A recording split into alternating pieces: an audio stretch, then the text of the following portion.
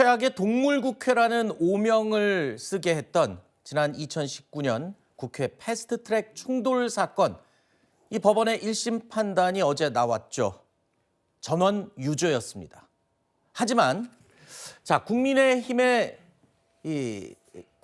의원직 상실에는 미치지 않는 벌금형이 선고가 되면서 유죄이지만 의원직은 유지하게 됐습니다. 현역 의원 6명 모두 이제 유지를 하게 됐는데요. 시민단체에서는 죄질에 비해서 너무 가벼운 처벌이 아니냐라는 비판도 나오고 있습니다. 이런 상황에서 여야가 모두 연루돼 있는 이 국회 패스트트랙 충돌 사건. 하지만 이번 1심 판결에 대한 평가 판이하게 다르게 나오고 있습니다. 다수당의 폭거에 면죄부를 주는 판결을 한 점에 대해서는 깊은 유감을 표합니다.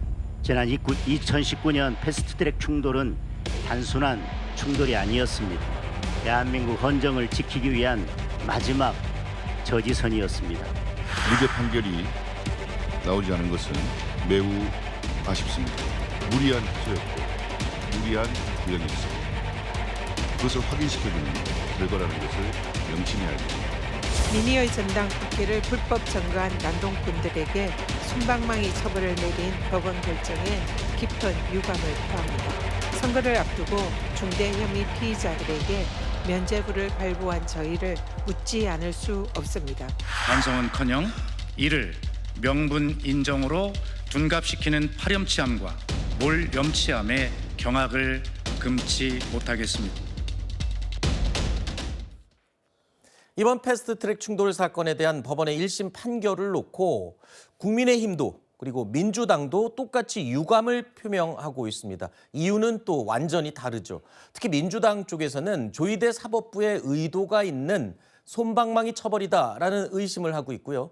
또 국민의힘 측에서는 일단은 한숨 돌리는 상황 되지 않았습니까? 의원직 상실을 무더기로 당했다면 정말 위기에 가까운 상황일 텐데 뭐가 유감인 거죠? 글쎄 이제 이 결과를 보고 어떤 사람은 유죄에 방점을 두었을 거고요. 네. 어떤 분들은 의원직을 유지한 데 대한 부분에 방점을 뒀을 겁니다. 이번 판결이 그러니까 결과적으로는 누구도 만족시킬 수 없지만 그렇다고 누구도 크게 반발하지도 않을 만한 판결 내용이었지 않나라고 평가해 볼 수는 없을 것 같습니다. 지금 우리 정치에서 가장 문제화되고 있는 것이 정치의 사법화를 얘기합니다. 네. 그러니까 국회 내에서 이루어지는 조그만 일에 대해서도 여야 막론하고 법원에 가서 이거 판결 받아보겠다라고 얘기하고 있는 건데 어제 판결은 일정 부분 이 정치의 사법화를 마무리 지을 수 있는 사안이었다고 봅니다. 그러니까 정치적 동기에 의해서 이 범행이 이루어졌기 때문에 의원직까지 상실한 것에 대해서는 법원에서도 부담을 느꼈을 거고요. 네. 그렇다고 다 무죄를 주자니 이 공무집행을 방해한 부분에 대해서까지 무죄를 주긴 어려웠던 거죠. 네. 그래서 공무집행 방해와 또 국회법과 관련해서 죄를 주되 그러나 의원직은 유지한 것이 맞겠다라는 어떻게 보면 저는 솔로몬의 판결이었다고 생각합니다. 네. 그러니까 죄는 된다. 하지만 의원직 상실까지는 아닌 것 같다라는 게 이제 법원의 1심 판결이다. 이렇게 얘기를 해주셨는데 민주당 쪽에서는 아니다. 이건 너무 솜방망이 처벌이다라고 주장을 하고 있어요. 근데 한 가지. 지금 국민의힘의 1심이 나온 거지 민주당 의원들도 충돌했던 또 상대방으로서 이달 말에 또 판결이 있거든요. 그러면 지금 국민의힘의 판결이 영향을 미칠 텐데 솜방망이 처벌이라고 얘기를 주장을 하시면 민주당 의원들에 대한 판결에 대해서는 걱정 안 하시는 건가요? 그 부분에 대해서는 법원에서 또 정확하게 또 판단을 하겠습니다만 네.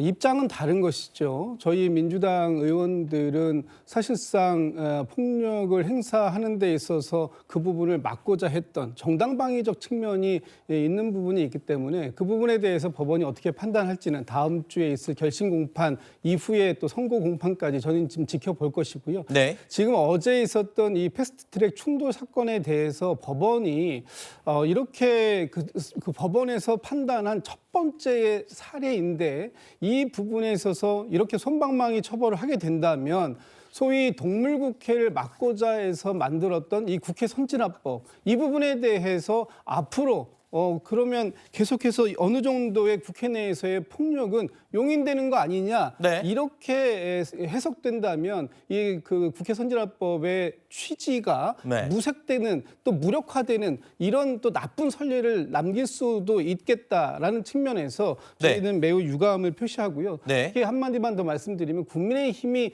이 사안을 정치적인 항거였다 이렇게 표현을 하고 있습니다만 법원의 판단은 국민의힘 의원들의 의원 면책 특권도 그리고 이 저항권 행사도 아닌 불법적이고 명백하게 불법을 저지른 유죄였다라는 것을 모든 죄목에서 인정했다. 이 부분은 다시 한번 확인을 좀 말씀드리고 싶습니다. 알겠습니다.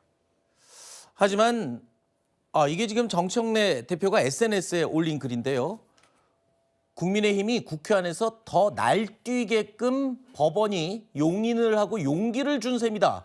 이렇게 강하게 비판을 했습니다. 근데 마지막에 조희대 사법부답다라는 평가를 하셨는데 네. 이번 법원 판결에 대해서 조희대 대법원장이 관여한 게 있나요? 저는 정청래 민주당 대표가 이런 얘기를 할 때마다 좀 현실 인식이 너무 다른 것 같아요. 조희대 대법원 체제에 대해서 흔들기 위해서 네. 이번 판결까지 정치적으로 이용하려고 하는 것 같은데 법원은 각각의 독립된 법관들로 구성되고 그 법관이 판단을 하는 겁니다. 네. 이번 판결에 대해서 조희대 사법부답다라는 것은 그야말로 조희대 대법관을 어떻게든 흔들어 보겠다라는 뜻으로밖에 읽히지 않아서 대단히 부적절한 발언이죠. 네.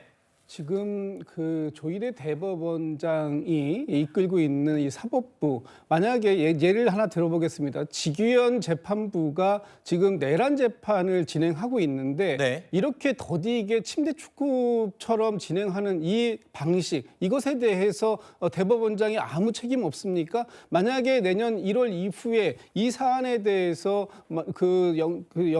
구속이 취소되거나 아니면 구속 기한 내에 재판을 마무리하지 못하는 상황이라도 조희대 대법원장은 정말 아무 책임이 없는 겁니까? 네. 대법원 전체의 이 사법부 전체의 어떤 이 그 상황들을 종합적으로 관리해야 할 책임이 대법원장에게 있다면 조희대 대법원의 책임이다라는 비판이 이것이 너무나 과도한 비판이냐? 저는 그렇게 보지 않습니다. 알겠습니다.